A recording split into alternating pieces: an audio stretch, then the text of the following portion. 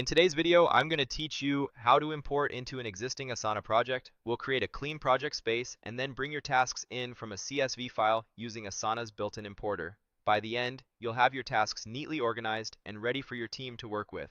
First, head to the Asana login page. On the sign-in screen, choose Continue with Google, then select your Google account to proceed.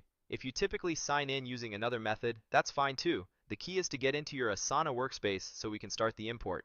Once you're in, look along the top bar for the plus icon and click it, then choose New Project. From the project creation options, select Create Blank Project. This gives you a fresh canvas and avoids pulling in any templates or extra fields you don't need. Click Continue, type a clear, memorable project name that your team will recognize, and confirm. Finally, click Create Project to open your new project. Inside the project, move to the top right corner and open the Action drop-down. Choose Import. You'll see a few import methods. For this walkthrough, select CSV.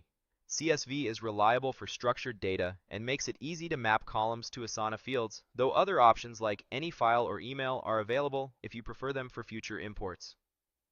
Now it's time to add your file. Drag your CSV into the importer window. A quick prep tip before you do: make sure your CSV includes at least a task name column. You can optionally include description, assignee, due date, start date, section, and tags. Keep your column headers clear and consistent, and format dates uniformly. Using something like YYY, MMDD helps avoid parsing issues. If you assign tasks to teammates, ensure the names or emails in the CSV match how those users appear in Asana.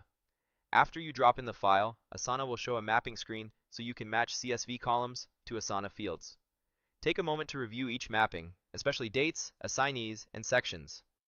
If a column doesn't have a perfect match, you can leave it unmapped and adjust directly in Asana once the import completes.